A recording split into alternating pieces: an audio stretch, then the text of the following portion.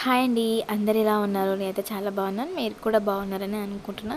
So, ఈ vlog ఏంటంటే మా కన్నయ్య బర్త్‌డే వ్లాగ్ అండి. సో, ఎక్కడ చేశామో, ఎలా సెలబ్రేషన్ చేశామనేది ఈ ఫుల్ వ్లాగ్ అయితే ఎక్స్‌ప్లెయిన్ చేస్తాను చూడండి. అలాగే కొత్తగా మన ఛానల్ ఎవరైనా చూస్తున్నట్లయితే ప్లీజ్ సబ్స్క్రైబ్ చేసుకోండి. అలాగే నా వీడియో నచ్చితే లైక్ చేయడం మాత్రం అస్సలు మర్చిపోకండి.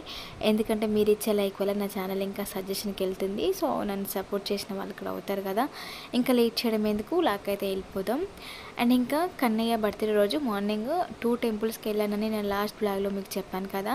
సో ఫస్ట్ వచ్చేసరికి స్వర్ణగిరి టెంపుల్లో దర్శనం అయితే తొందరగానే అయిపోయిందండి. అండ్ నెక్స్ట్ వన్ వచ్చేసరికి యాదగిరిగుట్ట లక్ష్మీ నరసింహస్వామి టెంపుల్కి వెళ్ళాం. సో ఇక్కడ తొందరగా అయిపోయింది కదా, అక్కడ కూడా తొందరగా అయిపోతుందేమో అని అనుకున్నాను.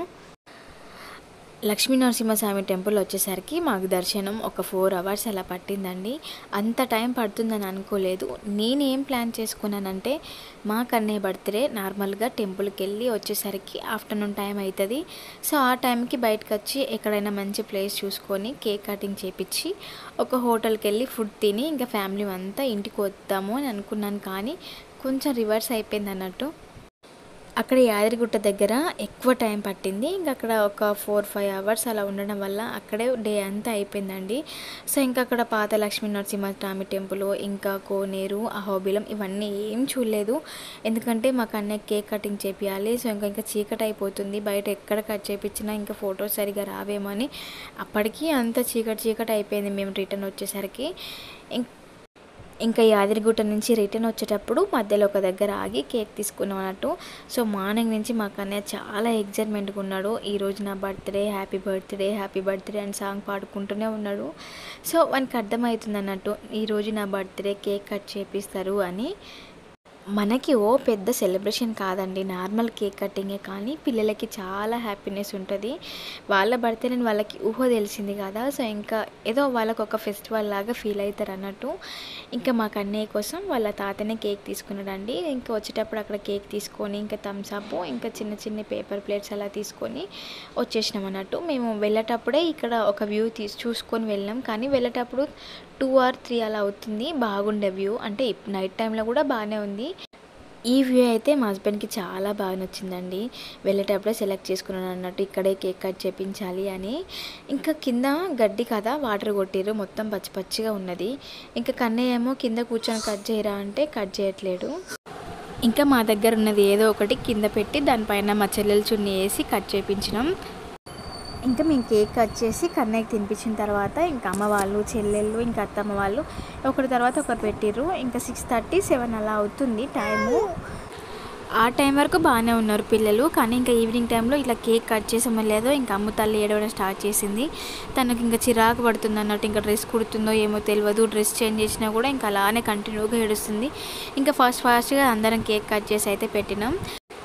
అసలు ఒరిజినల్ వీడియోనే పెడదాం అనుకున్నా, కానీ బ్యాక్గ్రౌండ్గా హ్యాపీ బర్త్డే సాంగ్ అయితే ప్లే చేశారు మా హస్బెండ్. అసలే నాది ఇప్పుడిప్పుడే చిన్న ఛానల్, ఇంకా కాపీరైట్ పడతాయేమో అనేసి ఇంకా వాయిస్ ఓవర్ ఇవ్వాల్సి వస్తుంది. అప్పటిదాకా కేక్ కావాలని ఏడ్చిండు. ఇంకెందుకో వానికి ఏమనిపించిందో తెలియదు, సడన్గా కేక్ కట్ చేసిన తర్వాత కేక్ పెడితేనేమో తినట్లేదు, నార్మల్గా థమ్స్ అప్ కాడికి తాగేసిండు. ఇంకా నెక్స్ట్ డేనే కన్నయ్యని స్కూల్లో జాయిన్ చేయించాలి అనుకున్నాము. సో నాకైతే ఫస్ట్ నుంచి కన్నయ్యని స్కూల్లో జాయిన్ చేయించే ముందు నాకు బాసరకి వెళ్ళి అక్షరాభ్యాసం చేయించి జాయిన్ చేయించాలని ఉండే, కానీ కుదరలేదు. సో అన్నీ అనుకుంటాం కానీ అన్నీ కుదరవు కదా. అప్పటికి మా హస్బెండ్ వెళ్దామా బాసరకని అడిగింది, కానీ టైం సరిపోదు. సో ఇంకా బాగా స్ట్రెస్ అయిపోతాం, పిల్లలు కూడా బాగా అలసిపోతారు, వద్దులే అనేసి ఇంకా నేనే లైట్ తీసుకున్నాను. ఇంకా కన్నయ్యకి అవ్వలేదు కదా, బాసరకు వెళ్ళే టైం లేక వెళ్ళలేదు. ఇంకా నెక్స్ట్ టైం అమ్ము తల్లిని స్కూల్లో జాయిన్ చేసే ముందు తనకైనా బాసరకు తీసుకెళ్ళి అక్షరాభ్యాసం చేయించి జాయిన్ చేయిద్దామని అనుకుంటున్నాను. సో అప్పటి వరకు ఎలా ఉంటుందో తెలియదు కదా మన టైము. సో అవుతుందా లేదా అనేది చూద్దాం. నేనెందుకు మా కన్నయ్య బర్త్డే కానీ అమ్ము తల్లి బర్త్డే కానీ ఇంత సింపుల్గా బయట నేను ఎందుకు చేస్తున్నానంటే, నాకు మా కన్నయ్య సెకండ్ బర్త్డే అప్పుడు బాగా ఎక్స్పీరియన్స్ అయిందండి. ఎందుకంటే ఫస్ట్ బర్త్డే చేసినప్పుడు కొన్ని ఫ్యామిలీ ప్రాబ్లమ్స్ వల్ల సరిగా చేయలేదు. సో కొంచెం అంటే నా మనసులో నేను బాగా చేయలేదు బర్త్డే అని ఫీలింగ్ ఉండే. ఎందుకంటే వాడు ఫస్ట్ కాబట్టి కొంచెం గ్రాండ్గా చేసుకోవాలని ప్రతి పేరెంట్స్కి ఉంటుంది కదా. సో కొన్ని ఫ్యామిలీ డిస్టర్బెన్స్ వల్ల అయితే సరిగా చేయలేదు. ఇంకా సెకండ్ బర్త్డేకి నేనన్నా మా హస్బెండ్తోని, సో ఫస్ట్ బర్త్డే బర్త్డే సరిగ్గా చేయలేదు కదా, కన్నయ్యకి సెకండ్ బర్త్డే అన్నా మనం గ్రాండ్గా చేసుకుందాం అని నేను అనుకున్నాను. అది అంతవరకే మా హస్బెండ్కి చెప్పాను అన్నట్టు. కానీ నేను అనుకున్న దానికంటే ఎక్కువనే తను గ్రాండ్గా చేసిండు బర్త్డే. ఇలా చేద్దాం కన్నయ్య బర్త్డే గ్రాండ్గా అని నార్మల్గా ఒక మాట చెప్పాను తనకి, అంతేకాని ఇలానే జరగాలని మాత్రం కంపల్సరీ నేను చెప్పలేదు.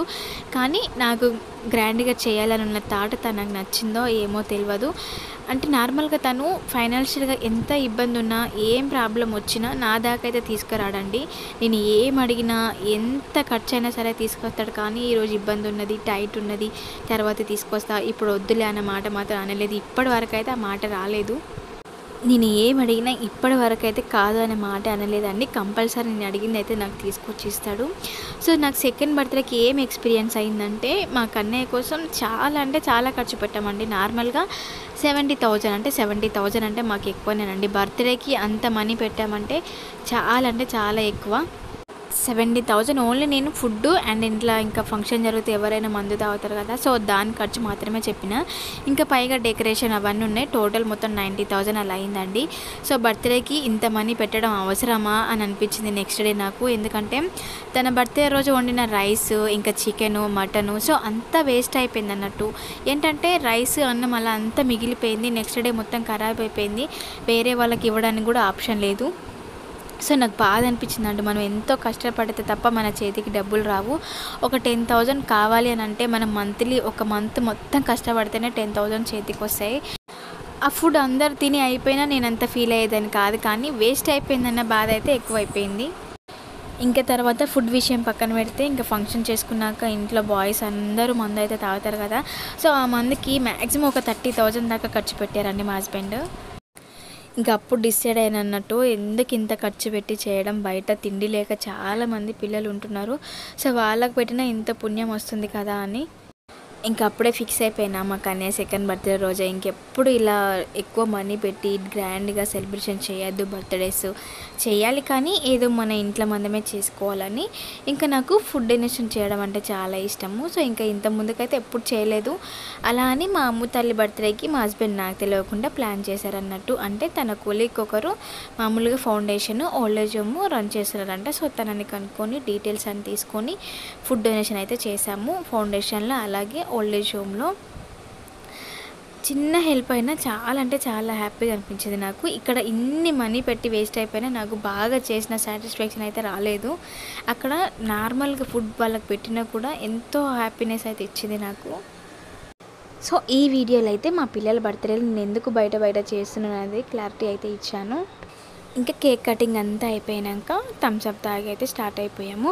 సో మేము స్టార్ట్ అయ్యేసరికి అక్కడ 8:30 అలా అయిపోయిందండి. సో ఇంక అక్కడి నుంచి ఇంటికి రావడానికి మాకు ఒక 3.5 hours అలా పట్టింది. అంటే స్లోగా అక్కడక్కడ ఆక్కుంటూ వచ్చినాం. ఇంకా నేను ముందు చెప్పాను కదా, సో కేక్ కటింగ్ తర్వాత ఒక హోటల్కి వెళ్ళి మామూలుగా డిన్నర్ చేసేసి ఇంటికి వెళ్దాం అనుకున్నాం, కానీ అది అవ్వలేదు. డైరెక్ట్గా ఇంటికి వచ్చేసినాం. కుక్ చేసుకొని తిందాం అనుకున్నాం, కానీ అంత జర్నీ చేసేసరికి బాగా అలసిపోయినాం. ఇంకా వంట చేసి ఒక్క లేకుండే అని మా హస్బెండ్ ఇంకా మా కోసం బిర్యానీ అయితే ఆర్డర్ చేసిండు. ఇంకా అదైతే తిని పడుకున్నాం. అండ్ ఈ మా కన్నయ్య బర్త్డే అయిపోయి మ్యాక్సిమం 1 month కావస్తుందండి. పోనీ నైట్ టైంలో వీడియో ఎడిటింగ్ చేసుకుందామన్నా నాకు అస్సలు కుదరట్లేదండి. అమ్మ తల్లి అందరికీ తెలిసిందే కదా, తను అస్సలు నార్మల్గా పడుకోదు. ఇంకా డే అంతా పని చేసి నైట్ టైంలో పిల్లలకి తినిపించుకొని వాళ్ళు పడుకునేసరికి 1 or 2 అలా అవుతుంది. సో కన్నయ్య ఎర్లీనే పడుకుంటాడు, కానీ అమ్మ తల్లి పడుకోదు. ఇంకా తనతోనే నైట్ అంతా టైం స్పెండ్ చేస్తాను. మార్నింగ్ 8:30 అలా కన్నయ్య స్కూల్కి వెళ్తాడు. సో ఆఫ్టర్నూన్ మళ్ళీ 12:30 అలా ఇంటికి వచ్చేస్తాడు. తను వచ్చేలోపే ఇంట్లో పనులంతా చేసుకోవాలి. ఇంకా అమ్మ తల్లి తినబెట్టుకొని పడుకోబెట్టుకొని ఇంకా ఎవరినో ఒకరిని బతిలాడి తననిచ్చి కన్నయ్యని తీసుకొని వస్తాను. ఇంకా తీసుకొచ్చినాక ఇద్దరికి తినబెట్టేసరికి 4 అలా అవుతుంది. సో ఇద్దరికి తినబెట్టి వాళ్ళు పడుకున్నాక ఏదైనా చిన్న షార్ట్ వీడియోలు ఉంటే అలా ఎడిటింగ్ చేసుకుంటాను, కానీ లాంగ్ వీడియోలు అయితే కుదరట్లేదండి. సో ఈ వీడియో నచ్చితే లైక్ చేయండి, అలాగే మన ఛానల్ని సబ్స్క్రైబ్ చేసుకోవడం మాత్రం అస్సలు మర్చిపోకండి.